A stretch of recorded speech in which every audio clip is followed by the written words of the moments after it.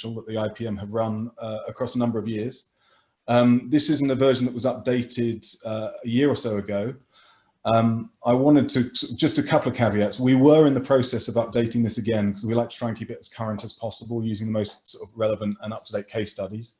Clearly, coronavirus put pay to that. So what you're seeing is not exactly the version that I would like to show you, but it's got all the same stuff in there. It's just not, you know, some of the case studies may not be quite as relevant.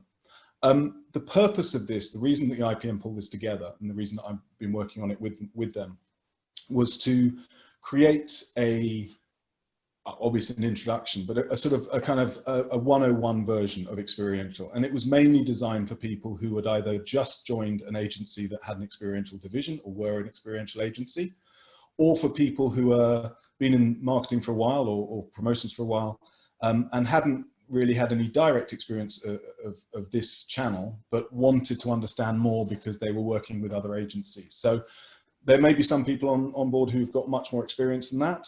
Hopefully this will just provide you with some interesting thoughts, some kind of a refresher, if you like. So we cover a few different things within it. The plan today is, I'm going to take you through the session. This originally was a much more interactive session. We would break into workshop groups, do some sort of case studies or some mock case studies. We're not going to do that on this occasion, just simply because it is too difficult with this many people to try and break into groups and to manage that. So this is much more of just a kind of a conversation, me doing most of the talking, if you'll forgive me. And I'll take you through the session as best I can. Now, Sadiqa's sent through, and I hope everyone's got that, either via email or through the chat, a list of videos. The reason I've done that is I've got videos embedded in this, but I'm sure you all probably know by now, whenever you try to play a video through screen share across Zoom, the quality is very bad, you get lots of jumping. So what I'm going to try and do, and hopefully this will work, is ask you to play each of the numbered videos in the chat, the link to a YouTube, just so that we can you can watch them in their full glory, as it were. So that's a preamble.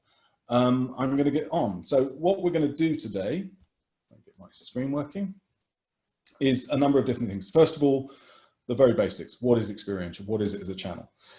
Then we're going to talk about Experiential as a brand strategy and how to build a brand strategy and the way that we as an agency, and I know that a lot of people online, you know, who are watching this might also build out a brand strategy and what that means.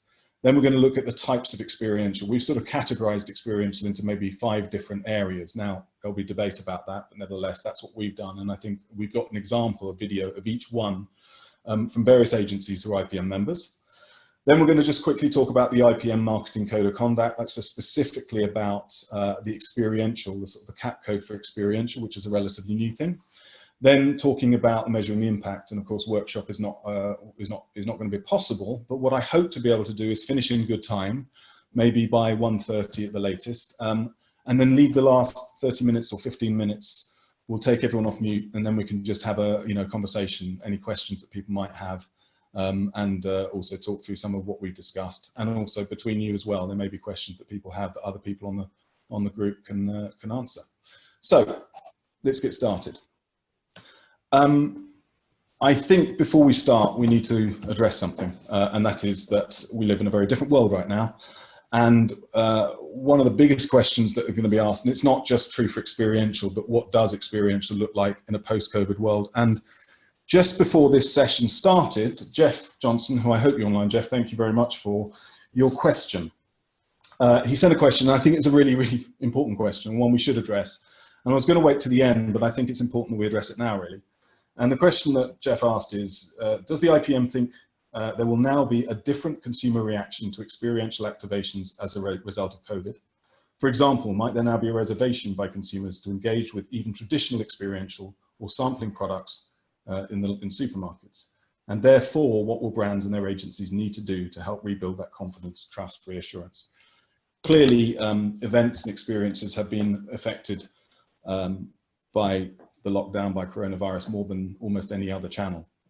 And there is necessarily a lot of thinking at the moment amongst my peers as to what does the post-COVID world look like for Experiential? What can happen? And what do people, what do we expect people's behavior to be? Short answer is no one knows for sure, but the longer answer is, based on the things that we've been looking at in terms of data, is that there is clearly a need for brands to be incredibly aware and sensitive when this is over, or indeed as it becomes slowly the lockdown releases, what brands need to do in order to be able to maintain or retain trust of people and yet still maintain experiential as a channel. I think it's a bigger question than this myself. I think the question is, what do brands need to do generally? Because now, especially in the last few weeks, we're not just talking about coronavirus, we're talking about other very big social issues that are affecting the entire world. And I think one of the things that we are looking at, and certainly to answer the last part of Jeff's questions, what do brands need to do to build trust, is I think brands need to start thinking, if they don't already think, what do people want, not what do we want? What does a brand want? I was talking about one of our clients, who I will remain nameless, and one of the comments came out yesterday is that they love the sound of their own voice. And unfortunately, I think this is true for a lot of brands. They love the sound of their own voice. And I would say right now that brands who love the sound of their own voice will not be listened to as much as they would like. We as agencies and brands need to start thinking about what is it that people want, what do consumers want, what are they expecting from brands. And it's a big, big topic, this, and it's something that could probably cover a whole webinar in itself. Specifically with experiential, what we're looking at the moment and what we're seeing is that depending on the generation, there is a greater openness to the idea of lockdown easing and then people getting back together. So specifically, we are seeing that Generation Z, the youngest generation, who are sort of, that we are targeting, are much, much more open to the idea of the end of lockdown, of coming together again. And I think a lot of our brands, a lot of our clients are looking at that generation anyway.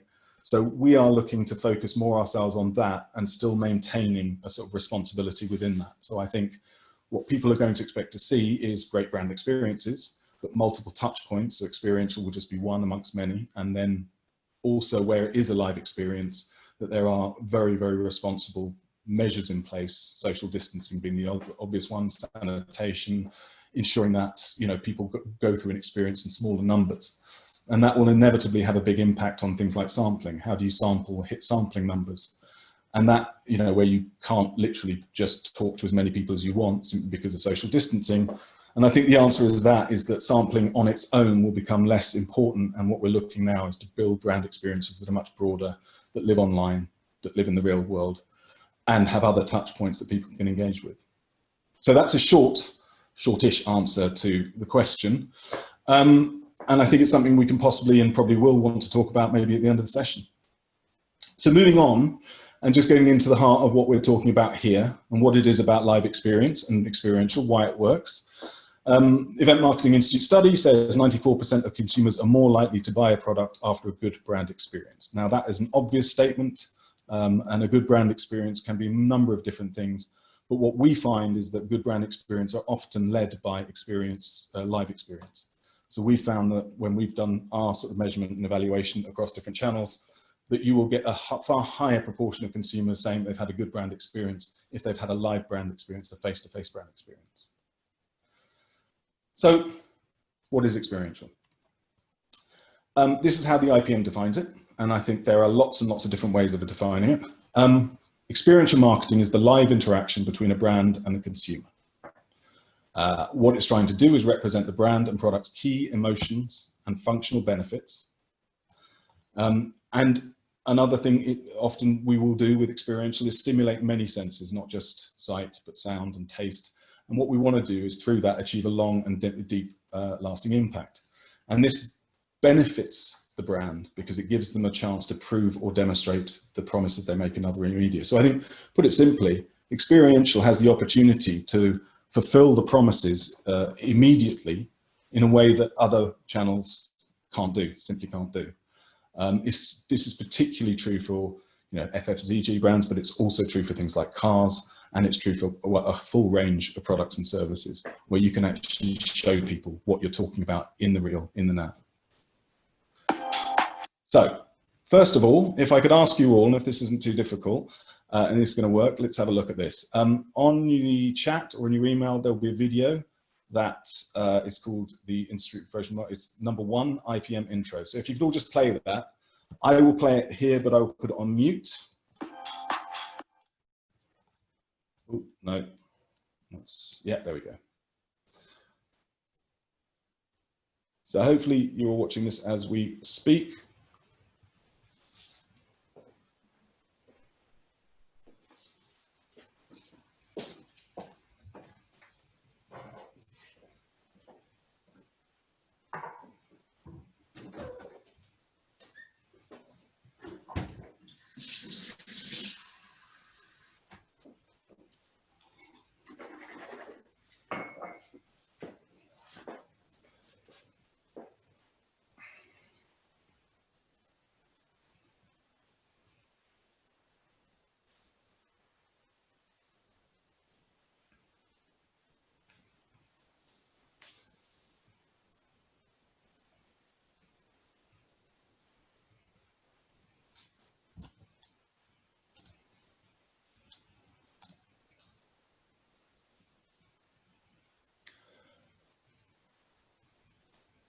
Okay, so I'm getting a few notes saying the video is private. It shouldn't be. I apologize for that. What I'm going to do is I'm going to play it now just on this. It's not ideal, unfortunately. I did check it. Yeah, okay, no problem. I'm going to play it now with sound. I won't go back to the beginning because you would have seen it, but let's go from here. Sorry that it won't be quite as good.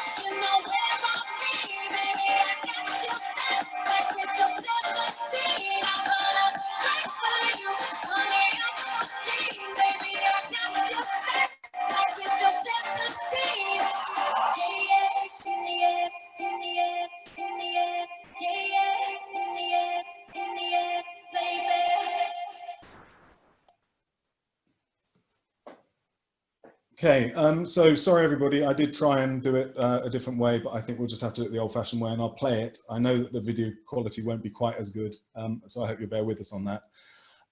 That was just a sort of very sort of broad idea of just how wide the experiential channel can be. There are so many different ways that one can activate in a live experience, live environment. There are so many different ways one can kind of add to that through amplification, which we'll talk about in a moment.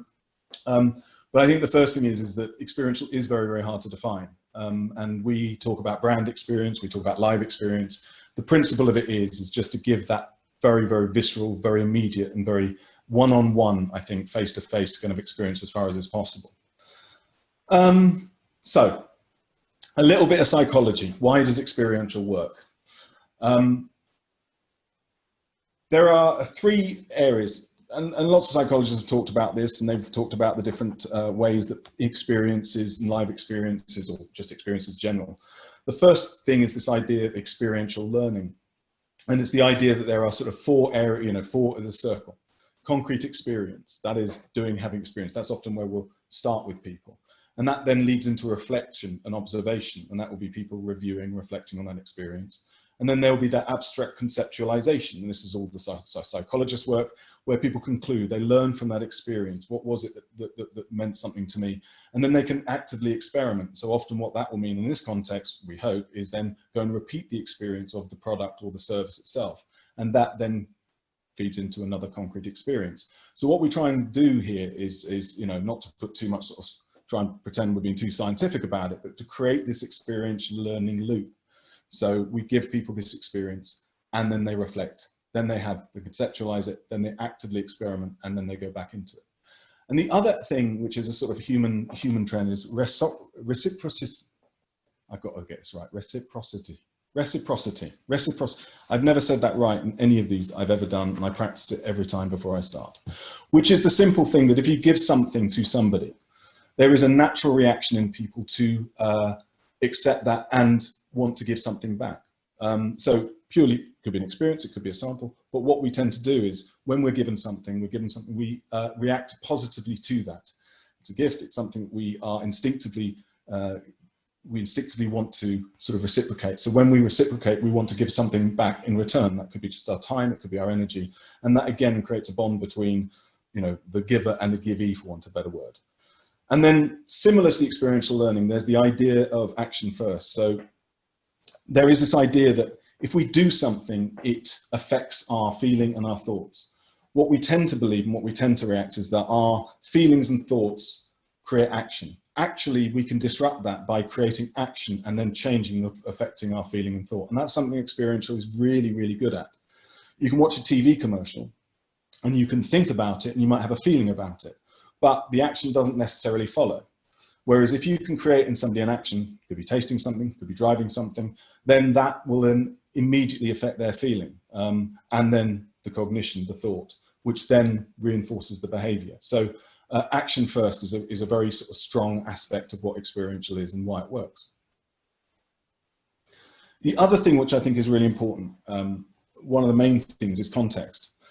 And that is when we put people, consumers, when we act within the context of their environment in a way that aligns with that environment, we are much more likely to kind of align with them. So again, taking the example of a TV commercial, you could be having dinner with your friends or whatever, you could be having drinks, you could be watching TV, or you're sitting on your own. If a commercial comes up that isn't relevant to that specific experience, it still has an impact, but it will have less an impact than if you're in, for example, a supermarket and you're already in the mindset of shopping, you're already in the mindset of a retail mindset, and then there's a sampling campaign. So it's already priming you for that experience of taking something within the retail environment. Another great example is, of course, music festivals. If people are in the, in the context of a music festival, they're primed to be having fun, listening to music. If a brand is there and is doing something that aligns again with that context, then they're much more likely to have a link and an interaction that is positive and also relevant to that audience, to that consumer, than again, if they just turn up, and do something that doesn't have any context. And I think that's incredibly important, that wherever we are, whatever we do, whatever our experiential kind of, activation is, it should be relevant to the context of the people who are enjoying it or going to experience it. There's no point in going to a supermarket necessarily and giving people an experience that they wouldn't necessarily be aligned with at a supermarket. I mean, there's exceptions to that, but I would say that you want to try and get people into that, you want to get people in that mindset. So that provides us ability to give us a meaningful engagement with a very highly targeted audience when they're most receptive. And again, highly targeted, that's another example of what I think experiential does. We can actually talk to the right people in the right context. There's no, again, if you're going to a music festival and you want to talk to people in their 60s, arguably, not definitely, arguably you're not going to be talking to the right people, but what you can do, which I think is what gives experiential its strength, is be very focused and very targeted about who you want to talk to. So we'll talk about measurement later, but one of the things that people talk about is what's the right audience. or rather, what audience are we talking to? But what's an important aspect of what percentage of that audience is the right audience, the one that we actually want to talk to. So we'll come on to that in a bit when we talk about measurement evaluation. I think the other thing to talk about is, and I think, again, this links very much into the context we're in right now, the balance of power. I don't know if anyone's been doing this, but Mad Men, the TV show, which is I'm a big fan, I was just finished on Netflix. I've been absolutely caning it to try and get through all the seasons before it came off Netflix. If you look at the world back in the 1960s, when marketing really was at its earliest days, the brands were in control. The brands told you what you wanted. Brands said what you needed. Brands would play on your fears and your desires and would suggest, this would make you a better person, a sexier person, a richer person. Obviously, rules have changed in terms of how we can talk to people, but more than that, the audience is different. They are much, much more intelligent, informed, savvy, and they're much more skeptical. And I would suggest they can sniff out bullshit a lot better than ever before. And I think brands that try and exploit consumers in the way that they may have done in the past will quickly be found out, and are being found out, and will quickly fall by the wayside. And again, going back to the question that Jeff asked earlier, what should brands do? I think listening to the audience, listening to consumers, finding out who they are, what they need, what they want, is more important now than ever. And trying to shift away necessarily just being a commercial enterprise who's out there to sell as much product or service as possible into, perhaps potentially brands that are much more culturally relevant to the audience. So if brands want to be successful, their customers need to feel loved, listened to, I'd say, and respected. Just another thing, which is millennials and experiential. This is a chart that we pulled together from the Event Marketing Institute, and it just went in a survey relatively recently that talked about what live events impact the live events had on consumers and on people. 93% say live events help them understand products or services better than TV ads. 74% have a more positive opinion about brand, product, or service that are promoting an event. 80% said live demonstrations significantly help their purchasing decision, and 78% are more likely to become brand advocates following a face-to-face interaction. Now, these are quite high numbers, much higher than one might expect, and certainly much, much higher than you see for other channels. So there's clearly, experiential does have a big impact when it's done correctly, when it's done right. One other thing, I think experiential for a while, they had this stat, which is something ridiculous, like 74% of people would rather spend their money on experiences than things. I've always questioned that, actually, because otherwise things would not be sold as much as they are, and things are still being sold. People love things. But there's no question that we are living in an experience-led culture, much more so than ever before. People, through social media, through their conversations with friends, are much more, I think, likely to talk about what they've done rather than what they own. People are likely to want to share experiences on Instagram and other, social media platforms much more than they're already likely to share, their latest watch or their latest car. That's not to say it doesn't happen, but I think we are in that experience-led culture. So experiences now, and experiential has grown much more. It's no longer just sampling. We're actually creating experiences, people, because we want them to share them. Which brings us on to the next point, the rise of social media. Social media is the defining new channel of the last 10, 15 years. There is no question. It has completely changed the whole marketing landscape, almost unrecognizable. And I think that has to be and must be an integral, not just an add-on, but an integral part of any experiential activation. Because it's no longer limited just to this participating audience. We've got an opportunity now to create experiences that can then live and breathe far beyond just the live experience. That absolutely adds value to the brand, and it also adds value to the consumer if we're giving them something they want to share. So we create content, and that multiplies the customer reach. And we can increase the value of experience within the mix, and in doing so reduce the cost per engagement. And that's a big thing when we talk about experiential. There's no question, and again we'll talk about this, one of the biggest drawbacks that a lot of brand managers, a lot of people have with experiential is the simple thing that, shit, it costs a lot of money. If I have to spend 2, 3, 4, 5 up to £100 per contact, how does that relate when I think about TV ads that might be cost me pennies for the same thing?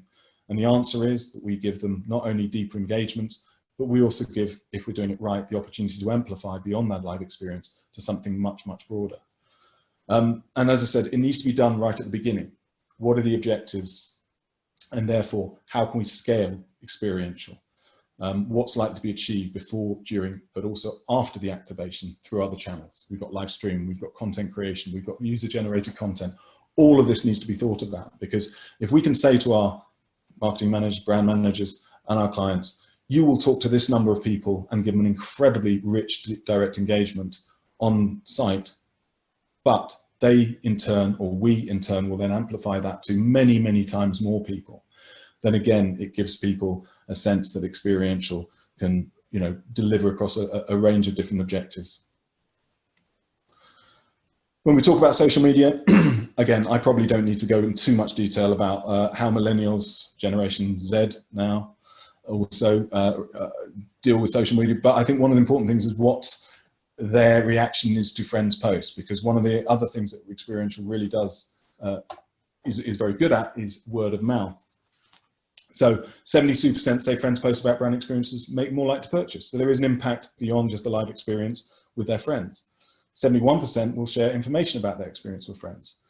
98% create social content at events, and 100% share it. So if you're at a music festival, it's almost inevitable that almost everyone there is going to be recording something and will share that. And if you as a brand can be part of that experience, then obviously you're going to be amplified far beyond. 91% of millennials will consider purchasing a product if a friend recommended it. Again, word of mouth is the best form of marketing, the best form there is. And 95% say that friends are the most credible source of product information. Again, we look at this all the time. How do we don't want to just find consumers. What we want to do is create advocates, people who are going to say, at least to a few of their friends, family, and colleagues, good things about the experience they had, and therefore the brand and the product. And that's something, again, that should be that should need to be designed into the experience itself, into the activation. So, bear with me a second. What is the role of Experiential? So, up until the beginning of March, I would say with confidence that Experiential was playing an increasing role in the marketing mix. We are pivoting. That's a word I've heard a lot. I don't know if you have as well. That we as an agency, and I know that a lot of our fellow agencies are working with our clients to try and create different experiences. Interestingly, those experiences, they may not be in the live world in the way that they were, but they're still experiential in the fact that they're giving people a more in-depth, they're not just a flashy 30-second commercial. There could be content, there could be online experiences to teach skills. They could be giving people entertainment that they miss. So we see a lot of brands doing that. Fever Tree, for example, just off the top of my head, is doing a gin festival where it will run workshops about how to make the perfect gin and tonic. All these are still experiences, and they are still arguably experiential. Obviously, they're happening in a digital format. So if we were to sort of say in this particular case, experiential is a more in-depth engagement, one that lasts more than just a few seconds, actually could last anything up to half an hour, for example, then that is still an important channel, and it's still an important thing that's happening. And a lot of experiential agencies I know are pivoting in order to create these live experiences in the home for people. So if it's utilized in the right way, it can be an incredibly effective tool to change brand perception, but it needs to be incorporated into a well-planned brand strategy. So sitting on its own, like any channel, will only do so much. The most successful campaigns are the ones that work across multiple channels. And what I would say is that we as an agency, and I know, again, this is true for a lot of colleague agencies that I'm working with, we're now playing a bigger role right in the earlier stages of planning for campaigns, working interagency teams with other sort of above the line agencies who do TV ads, radios, that kind of stuff, to create a sort of a full rounded brand campaigns. So let's talk about experiential as part of a brand strategy. First thing we need to do is go step back a bit. Now, I would hope of the 59 people who are remaining, I think that's actually more than we started, so I'm thinking we're doing okay. Of the 59 people remaining, there will be people here who are very, very well aware of what a brand strategy is. for you. I apologize. Hopefully this won't be too dull for you, but I think it's important for everybody that we just go through the basics of this. And how you build a brand strategy. So there are 7 steps which I'm going to take everyone through. Got to check a time here. Okay, we're good. Define the objectives as the first step.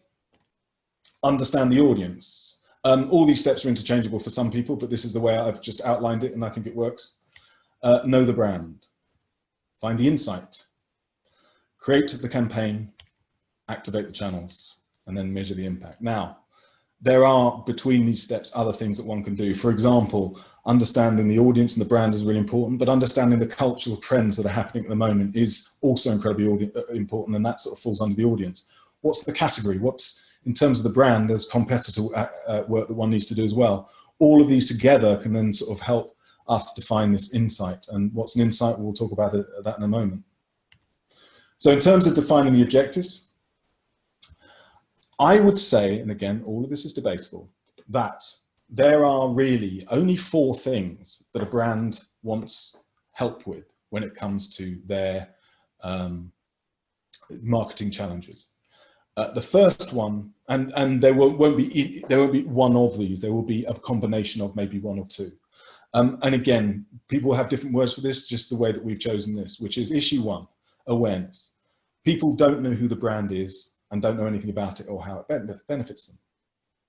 So awareness is a important one. And under this, you'll see you've got reach and you've got engagement. Now, often awareness, when you've first got a product or a service that no one knows about, what you want there is the broadest reach possible. And that could be a TV ad or something, just so that you can get people to understand your brand. The second one is consideration. People know what the brand, or have heard about it, but they don't know how to use it. They don't know how it affects their lives or how it should be integrated into their life, or they've got a competitor brand that they're particularly happy with. So again, we're moving across now, but that's still sort of, one could argue, a reach issue. What we want to do is get the key messages out to as many people as possible. But as we move into 3 and 4, what you start to see is where there are opportunities where deeper engagement can really start changing people's perception. So advocacy, how do you get somebody who might use the brand every now and again, but maybe they don't particularly rate it, or maybe they're not fans of the brand necessarily, or they don't necessarily want to talk about the brand. This is where a deeper engagement can give them a much richer story about the brand and help them. And then the last one is a loyalty issue. And this is often one I think that's forgotten. We work with a number of car clients, and often they're so involved in trying to get new leads that they forget the leads they've already got, because these people are incredibly valuable. Loyalty is a really, really important aspect, and I think one that we, that brands do address, but I think could be done so much more. How do you keep somebody? Because taking a car, for example, if somebody buys a car every 3 years for the rest of their life, that's a massive investment over the course of 30 years, 40 years. If you can keep them with the same brand, that becomes an enormous source of revenue, and one that shouldn't ever be forgotten. So I think loyalty is another one. And again, sorry, loyalty is one that is particularly responsive to a deeper engagement, so giving, rewarding, giving people back, giving them brand experiences as a reward for their loyalty. So then we move on to the next one. This is obviously a whistle-stop tour of brand marketing. There is so much behind each one of these, and again, I'd be happy to answer questions either at the end or offline. So forgive the brevity of this, but I hope it just helps a little for the understanding. So understand the audience. I think this is and should always be the first step. The first step in what I believe is the journey to getting your audience from maybe they've never heard of you all the way to absolute advocates and brand loyalists. And I think we need to know a lot more about them than we possibly used to. We need to know who they are. And I've put a list of these things: what they need, what they want, what they love, what they hate, what they do, where they go, what they think. You want to know these people as if they're your best friend. And how do you find all this information? First of all, you've got to identify them. So there's the basic demographic stuff, and we are moving further and further away from just basic demographics when we're trying to understand our audience, because as we all know, a 20-year-old in one part of the world and a 20-year-old in another might have such different attitudes. They might as well be from completely different age groups. But knowing their age, gender, and their income is good, and you can find that out through client data, survey database, trend reports, stuff like that. Learn. So what we want to do is understand them. This is where we get to know them best. Research, we watch, we listen, we ask, all of those kind of things. And again, we get that from survey database. You know, Nielsen is one, GWI is another, but focus groups are incredibly important. You know, getting a group of people who are your target, asking them, listening to them, getting those things. That's how we understand them. And of course, surveys, which are so easy to put online now and send out to people. So they're also a rich one. Then we want to ultimately, what to know? We want to know them. So there are different ways of doing this. And I would suggest one way is creating a customer profile. You know, as if you were describing your best friend or somebody you know very well, who are they? Find a photo that sort of matches their sort of attitude, who they are. And then create this profile so that when one is then briefing, if this is what's the next step, briefing a creative, for example, you can give them a really good sense of who this person is that we're talking to, what it is that we want to try and get them to think and feel, and then also help change their behavior, which after all is what all this is about. So next bit, know the brand. Now, we might think that we know the brand because our clients have told us all about it and there's nothing more that we need to know, but actually there's a lot that we need to know. And I think the first thing is, if it's a product or if it's a brand, you know, what is it? What does it do? What are its benefits? Where does it come from? It's got heritage. How is it made? What makes it special? What makes it the best?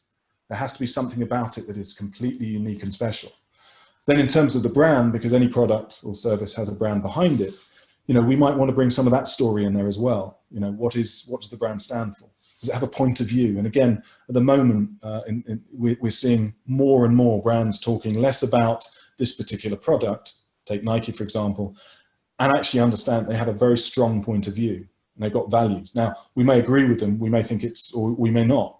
We may think it's paying lip service or it's virtue signaling. Nevertheless, it is definitely something that I think brands are doing more of, and I think should be doing, which is actually demonstrating that they have a personality that is beyond just the latest product they put on their shelves. What positive impact does it have? Does it have ambitions? What's its purpose? And what else does this brand do? And I think the other thing here that we need to think about is, what's the competition doing? And that deserves a slide on its own. And it comes back to what makes this brand special. We need to understand the landscape. What are other brands doing right now that either we can steal from, or more importantly, where we can see what white space there is? What are other brands doing, not doing, that we could do as a brand, that maybe we could own, that we could, you know, and that could be a theme if it's a sponsorship.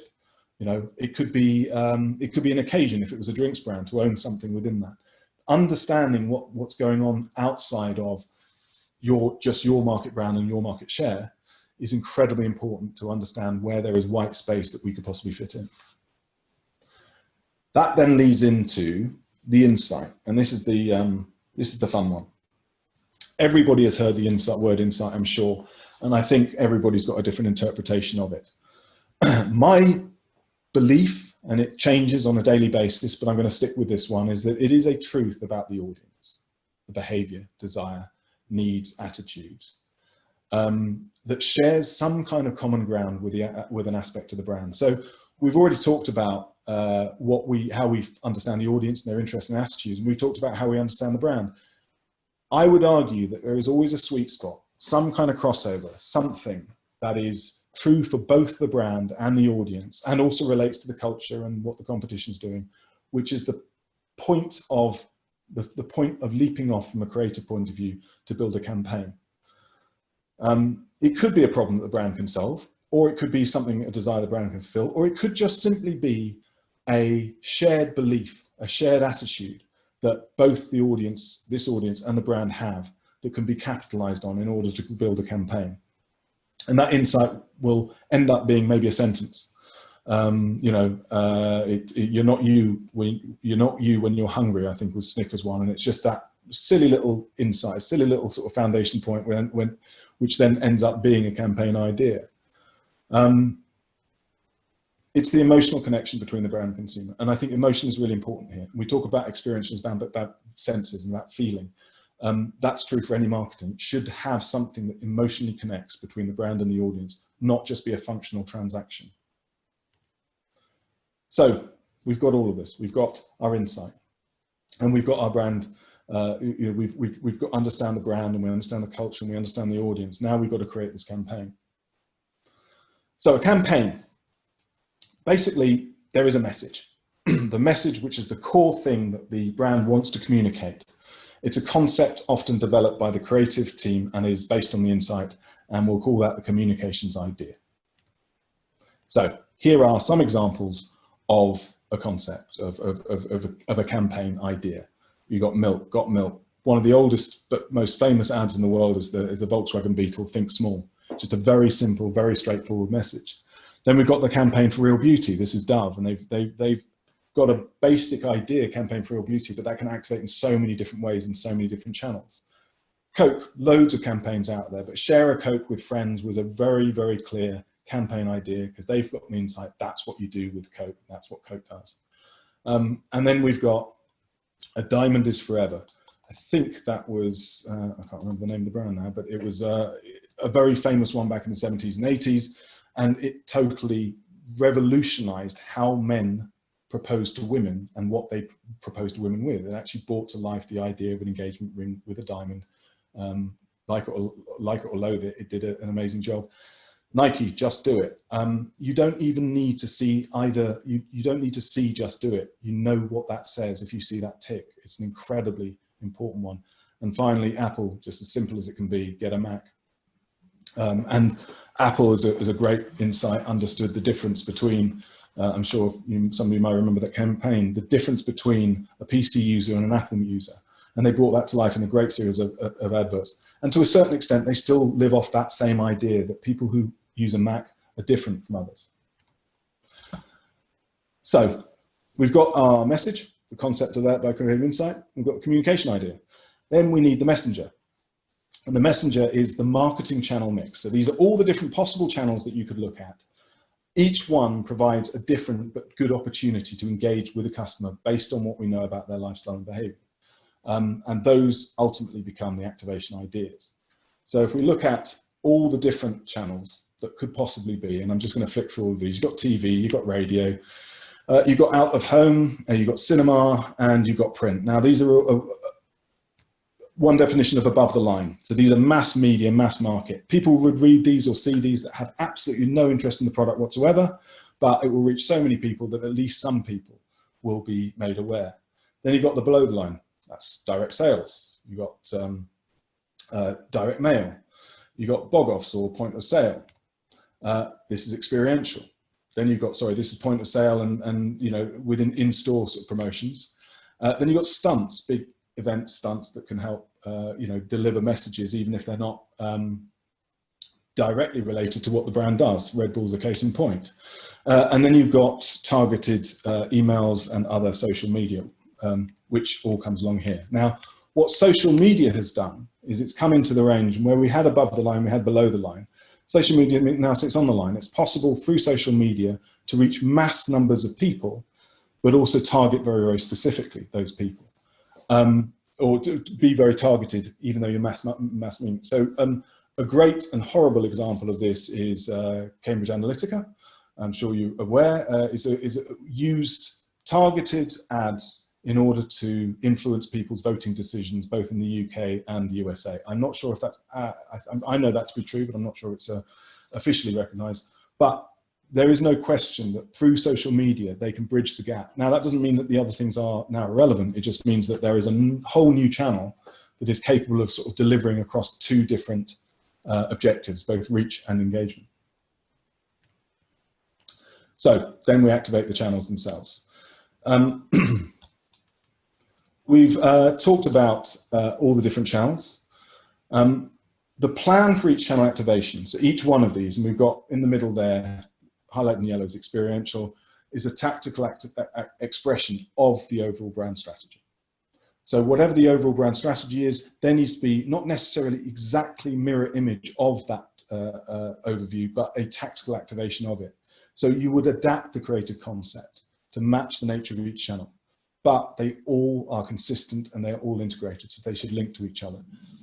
And what that gives you is a balance of reach with engagement. And as I said, in the middle there, experiential sits very neatly as a fantastic way of delivering depth of engagement and giving people an experience of the brand that they might have heard about or seen elsewhere, but now they can actually directly experience it. Now, types of experiential. So what I've got here is just a breakdown, a very sort of top line breakdown of a series of experiential activations, types of experiential. Now, this will be open to debate. I completely understand there will be people here who will say, well, what about this? That's missing. I would argue that most experiential fits under one of these, but yeah, there is no question that there will be some debate over this. First one we've got is branded events, branded installations are the second. Then we've got creative sampling. Then we've got in retail, or some people horribly call it retailtainment. Now, live stunts and PR stunts, that's a real big debating point. Should that even sit in experiential? Again, I would say that depends on your definition of what a live experience is, and if it has to involve lots of people or not. But we'll see a good example of that in a moment. And then pop-up, which again, often is crossover between retail and pop-up, but we've got a sort of detailed experience of that. So I'm going to play videos for each one of these. Again, I apologize because you're not going to get the full experience here, and for some reason my links didn't work. But what I will do is just give you a chance to just watch these as best you can. And you should be able to find a lot of these online if you want to see them in better. And I'll try and release those videos that I sent to you, make them public so that you can watch them. Here's the first.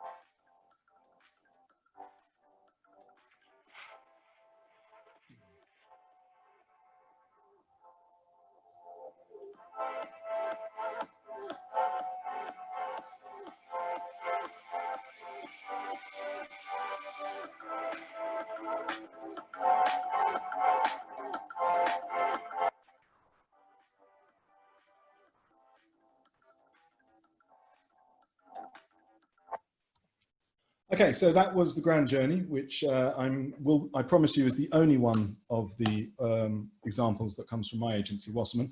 All the stuff from other agencies, so I'm not going to be followed with just too many of ours. But the grand journey, I think, was a really good example of what we would call a branded experience. So that is owned by the brand. It's not piggybacking on an event. It is an event in and of itself. These are, without doubt, some of the most involved and in-depth experiences that brands can do. The disadvantage with them, of course, is that they're not necessarily ones that they're ones that you have to kind of get an audience to come to. So there will be a lot of sort of you will need to work out how you make people aware of it, how you invite them, and how you get them through the experience.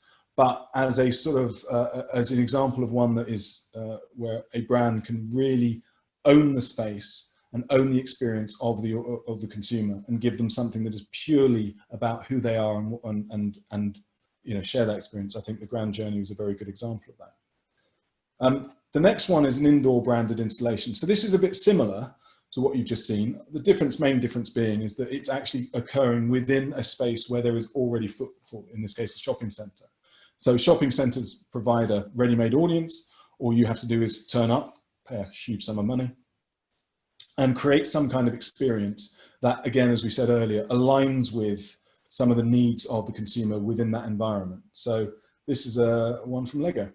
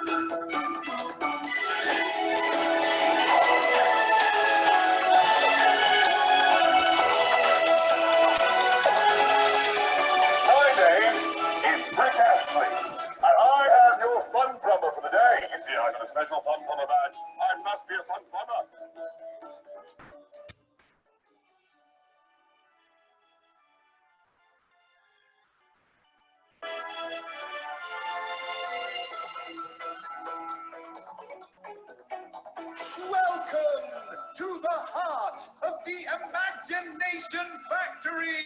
Get ready and start building.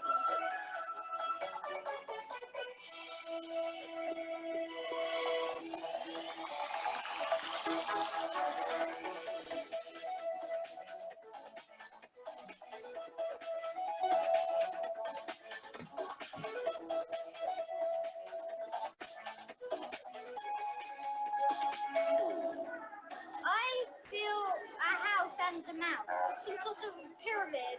A big robot. Flying ship. Rain. A person but with no arms.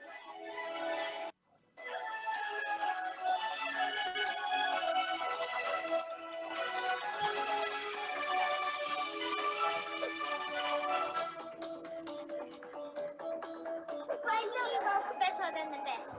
If you would say, give me a score out of 1,000,000, I would say 5,000,000.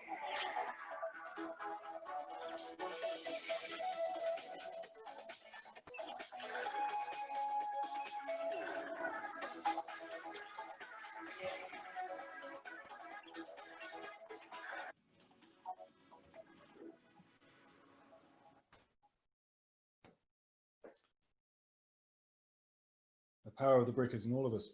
So that is, it was a campaign by Pretty Green. It was very successful. And I think one of the key ones for that is that it was, Lego asked Pretty Green to do it when there wasn't any actual new news. There was nothing that Lego wanted or had a new product out, but they wanted to maintain their relevance. So one of the things that that Pretty Green did is create something, as you saw, and also help direct people to store. And as you see from the results at the end, which I think are really important, you know, it re-engaged people, adults especially, even though the target audience were children, well, arguably, and it gave those parents something that a lot of parents really need. And this is a really good example of what parents need in the shopping center environment. They need something to occupy their kids. And it dealt with that need, and then in doing so, increased brand warmth and brand love. So that's this, that was that. And then now we've got an outdoor branded installation.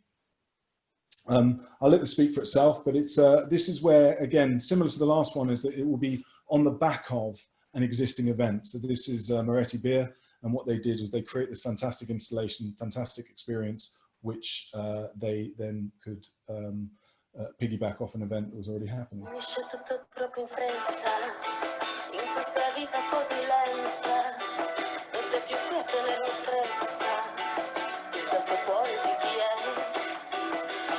Profumo sulle labbra è diventato amore in bocca, tanto la gola c'è più stretta e voglio solo prendere, perché quel giorno hai detto amore mentre correvi verso il mare e mi batteva forte il cuore, era un sogno e niente più, solo un sospiro e ciò che resta di questa storia maledetta.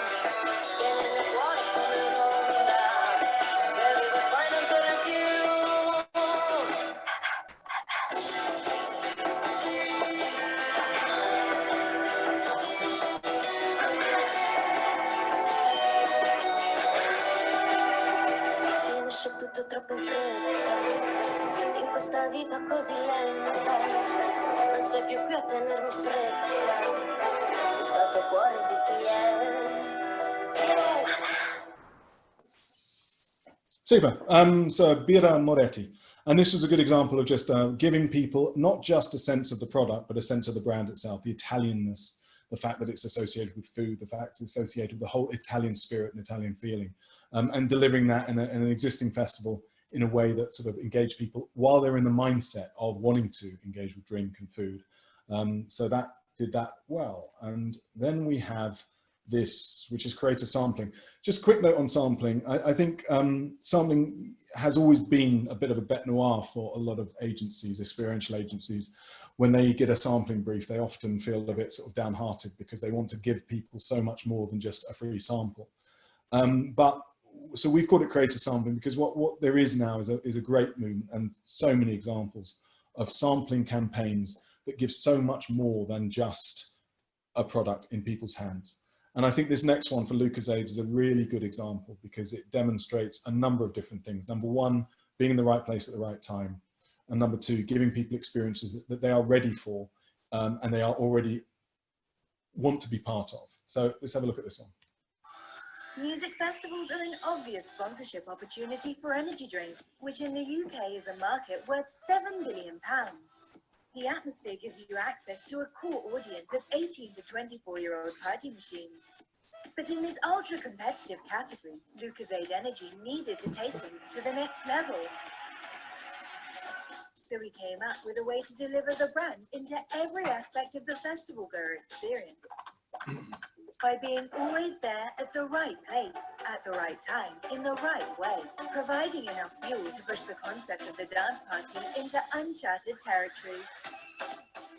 To execute the strategy, we travelled to 4 music festivals across the UK and Europe and identified 4 crucial moments when festival goers would need an energy boost the most.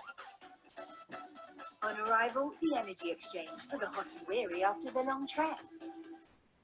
The Yes Express in time to ramp up energy levels before main stage. In the wee hours, the Yes Arena to keep tearing the house down. And the morning after, the original delivery, a pick-me-up to prime the day. And by being everywhere they were needed, Lucozade staffers became known amongst festival goers as Lucozade Angels. Sent from the festival heavens, providing the youth with yes moments to go all night long. Inspiring the iconic silent disco and Lucozade energy worshippers who shared the festival experience with those who couldn't be there.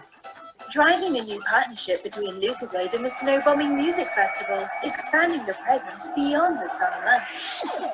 Ultimately silencing the competition by creating a brand experience shared by millions of fans and solidifying Lucozade Energy as the market leader. Cool. So as I said, that was I think a really good example of, being in the right place at the right time, delivering things to people when they needed it, and identifying before even any of this begun, what are the key moments where Lucozade could turn up and deliver something that would benefit consumer. So very much consumer thinking first rather than brand message, if that makes sense. Next one, we've got a retail experience, quite a famous one, famous brand here. You're probably all familiar with it. And I think what they do in their retail spaces is second to none. But I know that other brands are copying as much as possible. Welcome to Today at Apple. Today at Apple. Welcome to Today at Apple. Bem-vindo Today at Apple. Welcome to Today at Apple. Today at Apple, we're going to be learning about coding. Today at Apple, we're going to be talking with a very talented illustrator. Today at Apple, we're learning about photography. Today at Apple, we have a musical performance for you.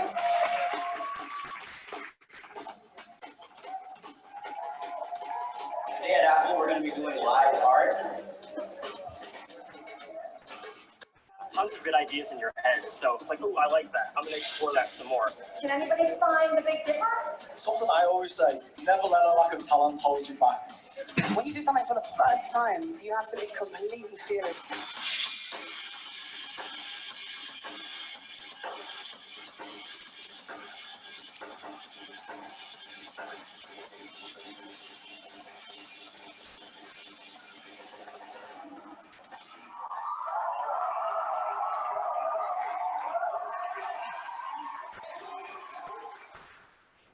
Today at Apple, I think one of the things that comes across in that example, I think incredibly well, is when a brand doesn't necessarily put its products front and center.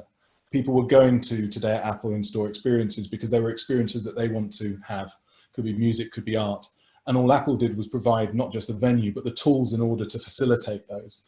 And by putting the tools in people's hand, but not actually, making the tools the subject of the experience, I think you've got a much better way of engaging with consumers and working out how Apple could fit into their lives. This next one is, as I said earlier, live stunt PR. Is that experiential? I think it is. I think it can be. I think this is a good example of a few to many. So this will be not about how many people saw it in the real world, but how it was amplified. This is probably one of the strongest examples I've seen of taking a traditional piece of marketing or a traditional marketing channel and turning it on its head and turning it into something that has bigger reach than one could possibly imagine.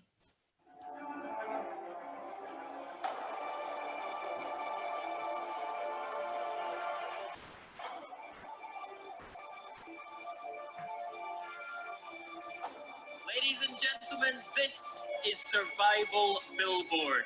Pretty nervous. I'm ready. The pain is only temporary, glory lasts forever.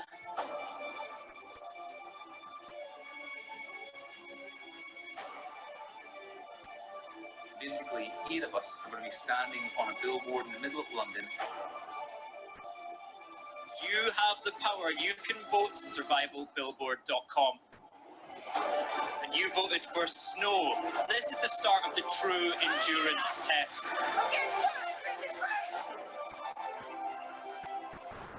It's incredible that they're still standing.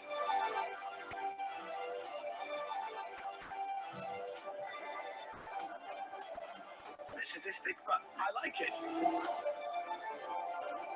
They will be suffering from genuine fatigue at this point. I underestimated the challenge. That's it. I'm done.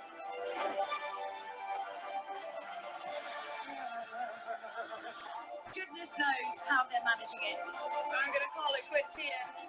They have been up there for an incredible amount of time. Our contestants have been through the elements.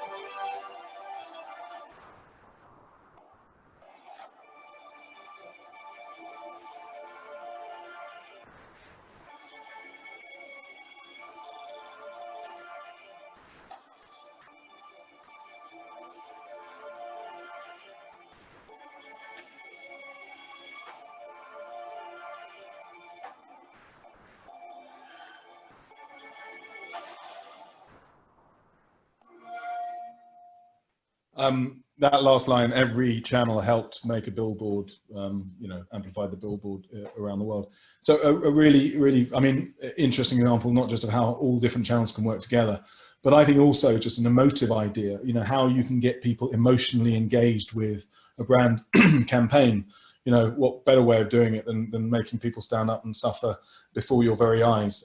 So you end up rooting for one person over another. So again, I think the emotional connection that Xbox made with that was incredibly strong, and something that, you know, we can all learn from.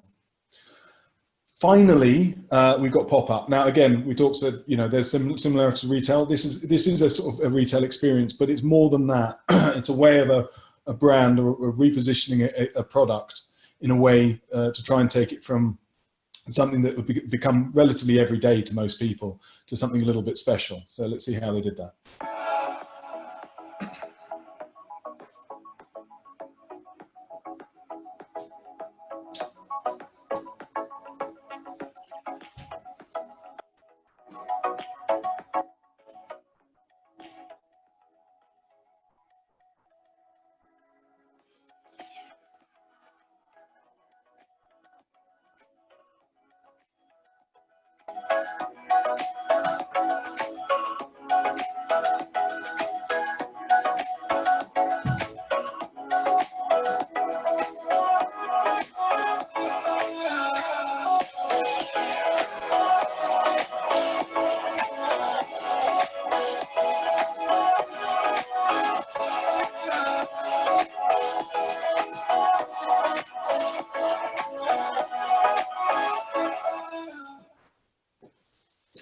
And with that, I think it was this idea that Magnum had become almost a bit pedestrian for people. You find it in your corner shop, you find it in the supermarket, in the freezer bin. And it had lost, if it ever had, for a lot of people, any that sort of edge, that luxury sort of aspect to it. So I think this was a really good way of giving people a kind of an indulgent, luxurious experience, which would help elevate this product Magnum almost to the sort of, you know, to the Haagen-Dazs level. And that as a direct experience, again, bringing that brand to life for people in a way that might not have perceived it is what you possibly look at in terms of that advocacy. And excuse me for that. So moving on. So that was a real whistle-stop tour, and I'm painfully aware that this being less interactive, it's very hard to kind of, normally I'd want to ask questions and what people's feedback was, but what we're going to do is just, you know, talk through a couple of other things now, which is the marketing code of conduct and then a bit of measurement evaluation. And my goal is to try and finish this presentation in about 20 minutes. And in doing so, then leave as much time as possible. That is my doorbell. Leave as much time as possible for us to have a few Q&As and just have a discussion at the end of this if people are still around and available. So in terms of the experiential marketing code of conduct. So in the UK, non-broadcast marketing communications are governed by the Code of Non-Broadcast Advertising and Direct and Promotion Marketing. That's the CAP code. But there are certain areas that the CAP code doesn't cover. And that specifically includes some activities that may be part of an experiential campaign. So we, with the IPM, updated this, and this was to help brands and agencies navigate the complexities of some forms of experiential marketing. And what they've done is come up with, I think there are 7 guidelines. And they're pretty broad and they're pretty obvious, but they're really, really important. And what we, the IPM, try and do is ensure that all agencies who are members adhere to this code of conduct. And we also ask even agencies that are not part of the IPM that they should at least be aware of these codes and adhere to them as far as possible. And just to quickly go through them, the first one is responsible marketing communications. We talked a little bit about, well, I talked a little bit about Mad Men back in the 60s. Arguably, they were not exactly PC, let's put it like that, when it came to some of their marketing communications, because what we want is we don't want to offend consumers or encourage misuse or coerce consumers by false methods. And that is true across all marketing channels, and it should be particularly true with experiential. Consideration for the activation location. So this includes the time, place, audience, environmental impact and approvals, licenses and permits. Each location will have different requirements, and we need to make sure that we're adhering to whatever rules and regulations are within that. For example, not being too near schools if we're advertising or promoting alcohol, that kind of stuff. And also understanding who the audience is and what requirements we need to adhere to for that.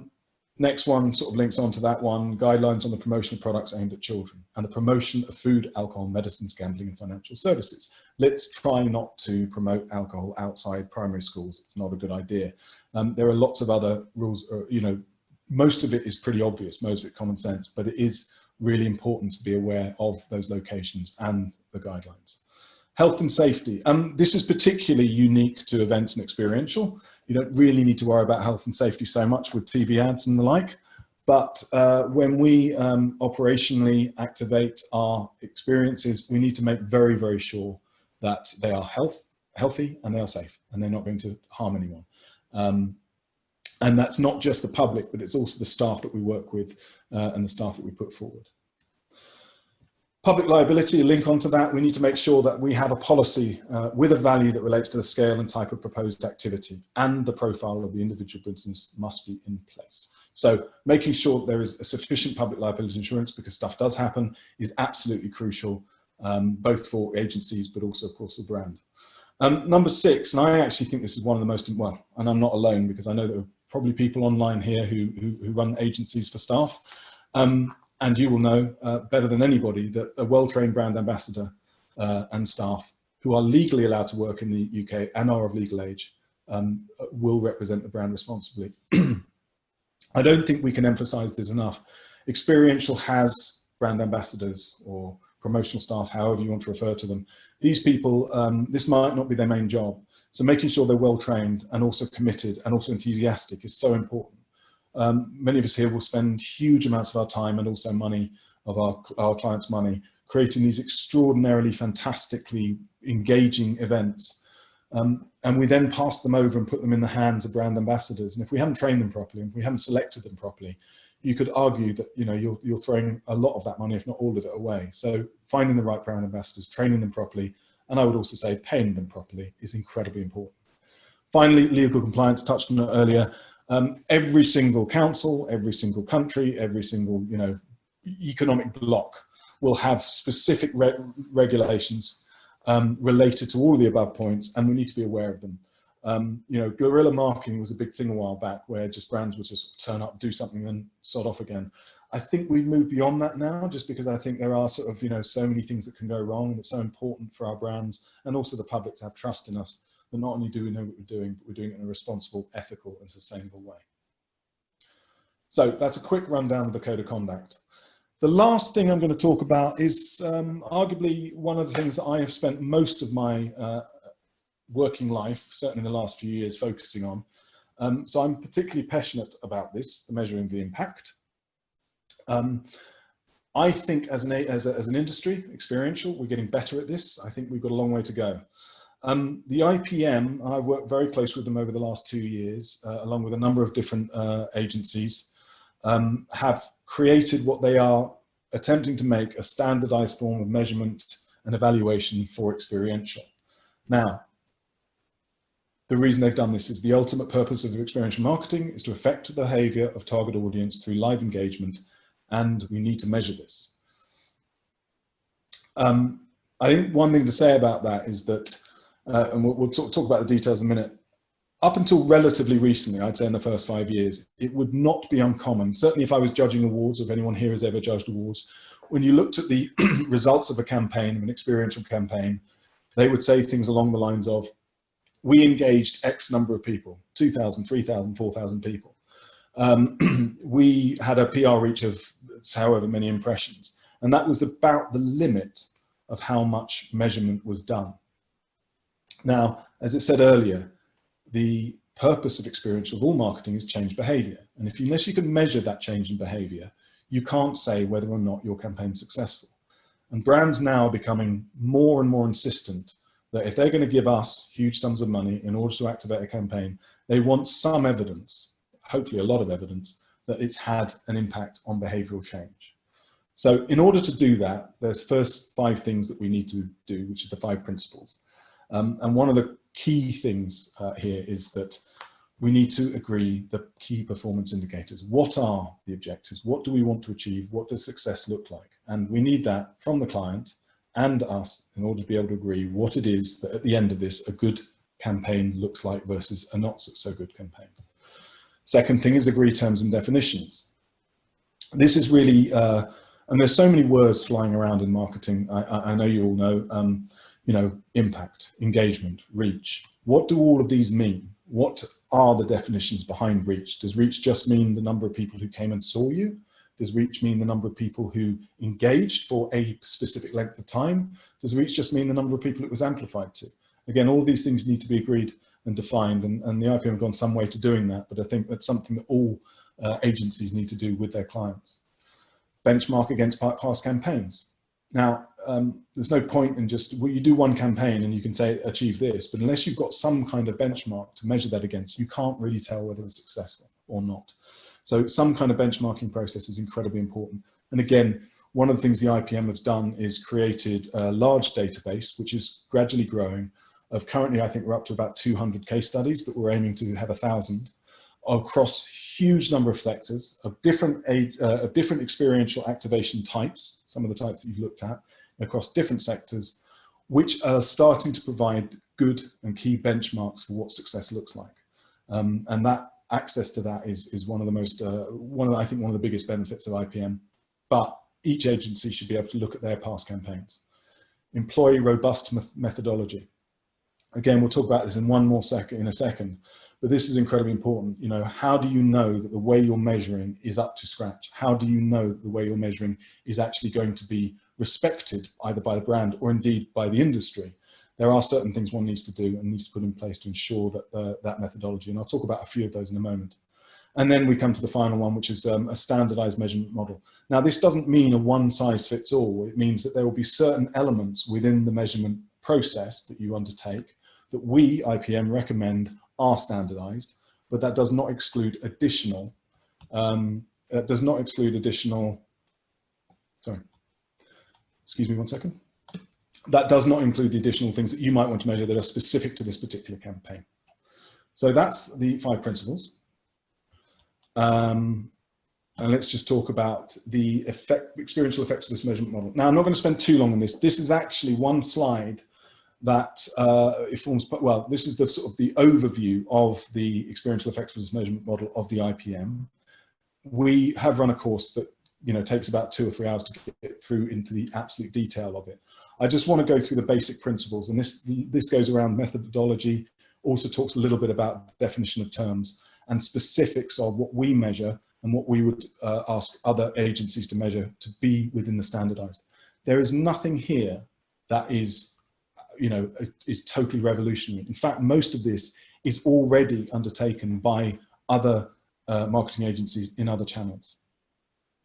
So first of all, and just very top line, pre-event. This is one of the methodologies that's incredibly important, is understanding what the audience or your target audience or a control group of your target audience currently think and feel. So we measure the current brand affinity and usage. And in terms of brand affinity, I've got what we call here a brand affinity measure, which is made up of 5 specific questions that relate to relevancy, association, accessibility, value, and expectation. So I'll talk about those in a second, but what you do is you ask these 5 questions or similar sort of scaled questions on a scale of 1 to 10. To what extent would you say this brand is relevant to you, for example? And you ask that right at the beginning. And then the other thing you ask pre-event is how much over the last week, month, whatever seems most relevant, do you use this brand, or specifically, how much have you spent on this brand during the course of the last week, month, however. So that's a pre-event. That gives you your control group. We would suggest that the minimum number of people that you would need to survey for this would be about 100. That is the minimum. But again, it does depend on the size of the event. And if you're talking to a very small number of people, then obviously that might not be possible. So you talk to as high a percentage of the people, the total engagements that you have as possible. But we would say 100. Then you've got the event. And at the event, what you can do is you can measure reach. Now, again, definitions. Reach for us would be took part, i.e. engaged. And we have a sort of, and again, it's not official, but we would say that a 1 minute dwell time, say, depending on the experience, is a good measure of a engagement or a took part. So somebody comes up onto your experience, stays there for, let's say, 30 seconds to 1 minute, has engagement with a brand ambassador, for example. That is someone who took part. Then there will be people who saw the experience. They may have stood back, watched it, still engaged, or they may have passed it, but nevertheless, there were sort of eyeballs, if you like. Now, again, the further up this you go, the less impact you're likely to have on these people. Nevertheless, they are still people who have experienced, have some experience, and they should therefore be measured. And then the final one is heard. And this is probably the hardest one to kind of measure, but it's the amplification aspect. And this can be done through surveys afterwards, post-event surveys, how many people do you talk to, or it can be done through social media measurement that we might do on site through social listening, or it's because we have a mechanic on site which allows us to measure and track how many people signed up and therefore posted to things. So that is something, and that is going to be in the detail of a specific activation. Then after the event, we've got impact. Now, when this happens, I would argue it should happen as soon as possible. These questions are relatively detailed. They come in the form of a post-event survey, and that can just be an email survey. It could be a social media mechanic. But from our perspective, there are 5 and actually a 6th thing that we would always ask to measure. And as I said, this is what we call the RAVE measures, which are relevancy, association, accessibility, value, and expectation. These RAVE measures are, as I said, used by all other marketing, channels to measure their success. So this isn't something that we've just suddenly invented. And you've got things like, value, which is I would be willing, to what extent would you agree with the statement? I would be willing to pay more for XXX. Expectation would be something along the lines of, to what extent does this product fulfill your expectations? To what extent, so those kind of questions. And again, I can give sort of good examples of those questions at a later point if anyone is particularly interested. The other thing we ask, and there's some debate over this, but nevertheless, it is something we include at the moment, is what's called NPS, which is called Net Promoter Score. And the Net Promoter Score is a single question that's asked very, very simply, which is, on a scale of 0 to 10, to what extent would you recommend X to friends, families, or colleagues? And the reason we put it in there, it's a recommendation, obviously, question, is that it is probably the most universal measure that is used across the world by brands to understand their relevance or their advocacy amongst consumers at any given moment. So it allows us to ask the same question of people who have experienced who've gone through our experience and compare that to a brand's NPS score. Finally, we got ROI, which is a very tough one, return on investment. It always is tough for experiential. There are a number of different ways of doing it, but one of the ways that we look at doing it, and you'll bear with me on this, it's simple when you understand, but it's relatively complicated, so I'm just going to, is you compare the RAVE score, or the BAN, the Brown Affinity Score, Brown Affinity Measure, which is an amalgamation of all the relevancy, association, accessibility, value, and expectation questions. You compare that score now, post-event, to the pre-event score for BAN, Brown Affinity, and you should get, if you've been successful, a gap. One is higher than the other. Hopefully post-event is higher than pre-event. Because pre-event you've also measured share of wallet, you would expect an ROI to see a corresponding lift in share of wallet post-event compared to pre-event. You don't need to measure share of wallet. You can simply take the correlation between an increase in RAVE score post-event compared to pre-event. I hope that makes some kind of sense. That is if you like, a hypothesis that we've been working with a company called Redroot, and our initial findings across all the case studies demonstrate this to be true, that there is an increase in share of wallet when there is an increase in the brand affinity measures compared post-event to pre-event. And that helps, is not the final answer for ROI, but it does give a good indication of an uplift in the value of the campaign compared to the cost of the campaign. So we are at 27 minutes past 1. That is the presentation. As I said, ordinarily there will be much more interactivity during the course of it, but because of the numbers and stuff, we haven't been able to do that. However, I would very much like, if anyone's interested, I'm going to stop sharing now, and then let's do that. Have I done that? Okay. So I've now stopped sharing. Yeah. Sadiqa, I don't know if it's possible to unmute. I've got a Q&A. I've got a question here, which I've just seen from Mark Davies. I'm just going to answer. I've got to read it first and then see if I can answer it. But then I wonder if maybe we can unmute and then just go for. Yeah. So if anybody has to say, if anybody wants to make a comment, to talk, they should be able to unmute themselves. So you should unmute and then you should be able to talk. And then, Tom, I just wanted to add, because you were talking about the experiential effectiveness measurement tool that you've been working with the experiential community with to build it. So we are actually doing a webinar with Redroot on the 18th of June, if anybody here is interested in hearing about it more. So that would be a little more in depth. So they'll talk about the tool a little bit more. They will give some case studies and things. So that might be a good follow-up for anybody who might be interested in hearing about that more. Yeah, so if anybody would like to kind of say something, they should be able to unmute themselves. And well, great. I mean, if I may, I'm just going to. Yeah, sure. Mark Davis just sent a question. Included in that, I have to make an apology. So you mentioned that in response to COVID-19, brands are increasingly looking at the home as an environment for brand experiences. Yes. As David's company specializes in home sampling, be interested to understand what brands are asking about. Your presentation only briefly mentioned direct marketing with a horrible and unrepresentative image. You're absolutely right. Please change. That is a note to be taken, and we will change. And if there's any images you'd rather send, please do, and I'll make sure.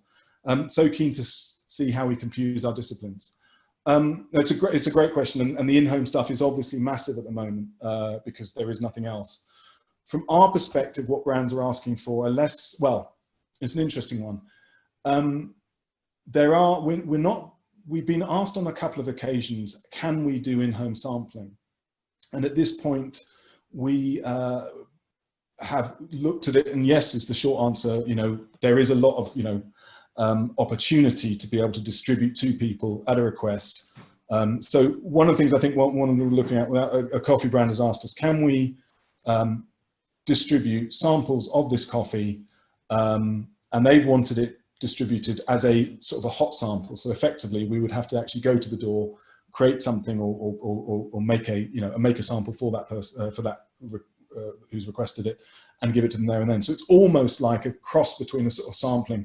And one of the ways that we've tried to approach that from our perspective is to try and make it obviously not just one-to-one, but encourage groups to get together, within the social distancing guidelines that have now been released, and provide them with a kind of more of an experience. Saying that, I think there is an opportunity now to be able to combine an online digital kind of experience with a live sampling sort of pack, for example. So I think there is an opportunity now where, and I know that companies like Fever Tree are doing this. They will distribute at request some kind of little, some box, some pack for people, and then that is then linked to a content series, either through an influencer or through, sort of just any other sort of interaction that allows us to kind of give people an in-home sampling experience that's more tailored, but also sort of that isn't just a kind of free-for-all. So there's some kind of guidance that goes along with it. So yeah, I think there are opportunities, but at this point we're still sort of exploring them as we go. I hope that does some way to answer your question, although I'm sure you might have follow-ups on that. So please do join if you want to. Yeah. So if anyone else has a question, feel free to unmute yourself, or you can comment in the chat box for us and we'll pick it up from here. I don't think anybody wants to talk. Thank you, Mark. I appreciate that. No, I do apologise. I think that was probably, yeah. Yes, I don't. We sometimes become so centric with our own channel that we forget the others and the creativity that are now in others as well. Yeah. Victoria from MASH. Yeah, Victoria. Yeah, I'm going for it. Yeah. Can you share experience of managing brands with changing KPIs during? I don't know if. Well, I have some experience of that. I think the honest truth is, if we're having to change KPIs, Victoria, halfway through a campaign, there was a problem in the first place, and I've got no doubt that so in my own experience, I mean, I've had experience of campaigns where there was a setup for a car, for example, and we were picking people up for an airport and driving them, giving them a free drive effectively to their location into London. And it was a good idea, but we just weren't getting the numbers in. So there was a sort of like, could we go out, could we leaflet, could we this, that, and the other. In the end, I mean, I don't know what, I don't know what one can do, but either try and get it right first time, easy to say, or just adapt as quickly as possible. But also, I think one needs to kind of get those KPIs signed off right at the beginning, so that if there is a change, if there is sudden change, it's not down to you or your staff to take the brunt of an unhappy client, because you've got something you can always refer to. But I also think one of the things that agencies are often guilty of, and some people may or may not agree with this, is that we often give bigger KPIs than are reasonably possible in order to perhaps win business or win the favor of our client. And all I can say on that is, that will always come back and bite you if one has done that. And I think the best way of giving the sort of realistic KPIs is to almost take yourself through the consumer experience as you have outlined it in the pitch or in the final presentation, and understand realistically how long it's going to take, how you are going to be, if it was a sort of, a numbers game, for example. And I think the other thing I would do is look at creating as many KPIs as you can that are realistically possible at the start. So if a client is only focusing on one KPI and that KPI hasn't been hit, they're naturally going to want to do something very, very quickly. Whereas if you've got good measurement in place where you can actually measure impact, change in behavior, grab people's comments, get some really nice positive feedback, almost as you're going along if possible, then again, it takes the pressure off single measurements, if those aren't. And to be honest with you, we should be measuring as much as possible anyway. Does that answer your question? I hope it does. Oh, Mel, no question, but I thought the comments are this important social media amplification were very well made and in fact critical to the successful experience. Thank you very much, Mel, and thank you, Victoria. That's good to hear. Yeah, I think it is. You can't underestimate the importance of social media right now, especially now. And it's if it's not part of your campaign, if it's not in there, then you are, what do they say, planning to fail, I think is the expression. Super. Again, so I'm assuming people can't, maybe they're not able to unmute or something, doesn't matter. No, I think they should be able to. So they're just being shy. Yourself and talk. I think we have a shy audience today. That's a shame. Fair enough. Yeah, so again, I mean, we've got some time. Please feel free to ask any questions you like. And if you'd rather do it online, please do. I'm happy to read them out. Okay, we have another. We have something in the chat box. Yeah.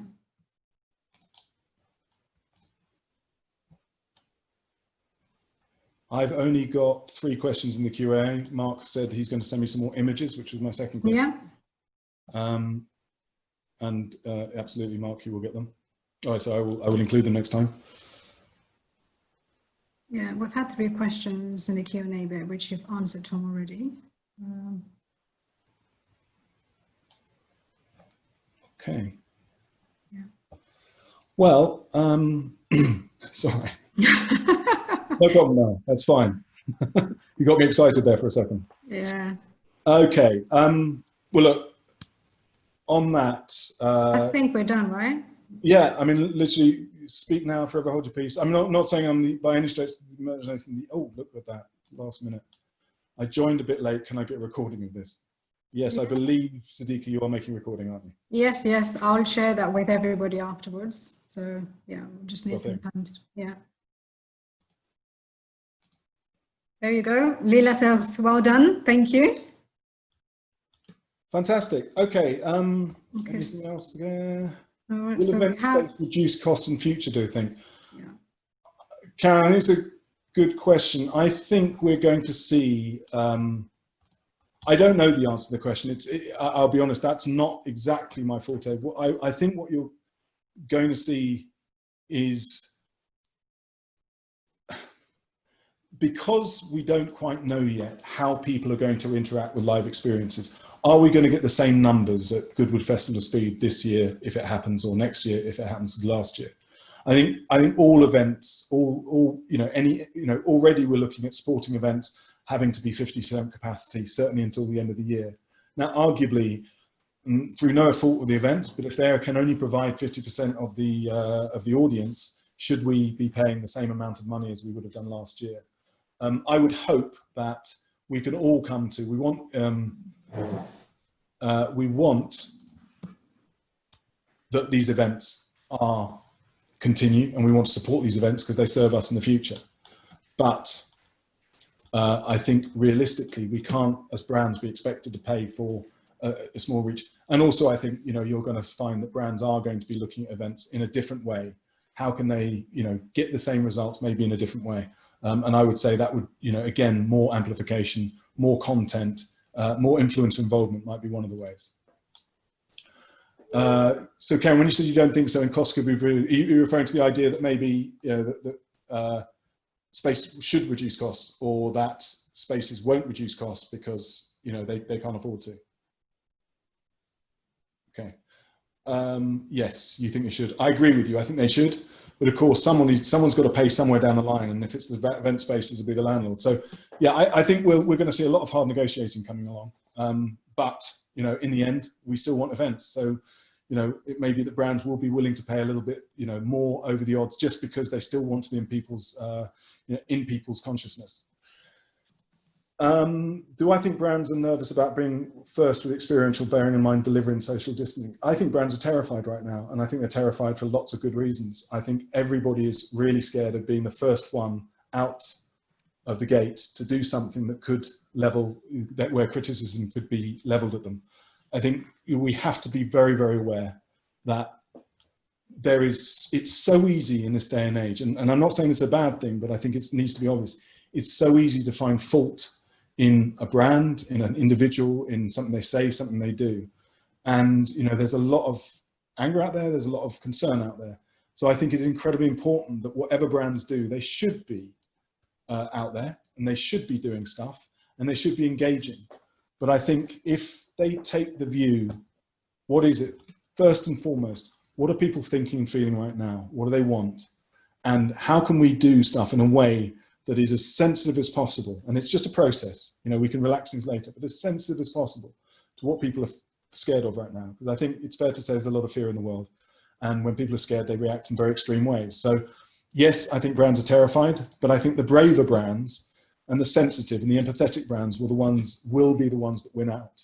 So I do think it's impossible to still do experiential, not quite now, but in the future, and still simply, I would say, just adhere to, put it like this, if it's possible, and just at the top of my head, if ice cream vans can go to parks right now and people can, through social distancing, pick up an ice cream, that in itself is an interaction, is a live experience. Is it possible that we can do sampling in a similar way? I'm not talking about ice cream vans, but I am talking about, can we go to places where people are, and as long as we are sensitive to what they're doing and to social distancing, is it not possible we can interact with them and give them something that would be, something they would really be grateful for and happy about, without feeling they were being exploited and pushed in a way to not adhere to certain rules? That's my view, but yeah, I think there are still opportunities and we should take them.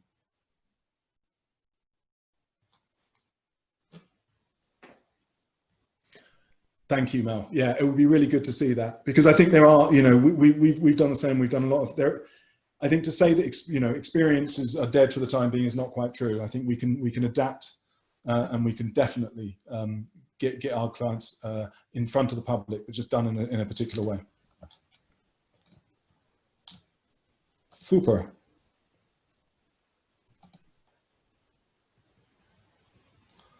Okay. Any more? I think. Oh, one. Here we go. Costs will go out to BAs, PPE, etc., but hopefully we'll show public encouragement to still think about. That's my pleasure, Karen. Do you know what? I think you might be right. We might have to start paying our BAs a bit more, especially if we're asking them not to take huge risks, because that's absolutely the last thing we should be doing. But especially if we're asking them to be much more considerate and cognizant of the environment and looking after people and being able to answer those questions that are inevitably going to come up.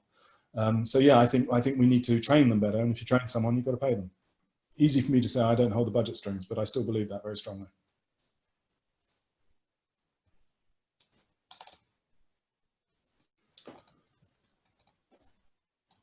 Okay, okay, everyone, I'm gonna wind up now. It's just coming up to 1:45. Thank you everyone so much for joining. It's been a real pleasure talking to you. I know under these very weird circumstances, not quite as interactive as I'd like, but nevertheless, I have enjoyed it very much, and I hope you have too and found it useful. Feel free to connect with me on LinkedIn if you wish, and if you've got any questions, I would be delighted to help answer anything I can. Thank you very much indeed. Thank you, Tom. That was very enjoyable and informative presentation. Okay. Right, thank you, everyone. Thanks, bye. Bye-bye.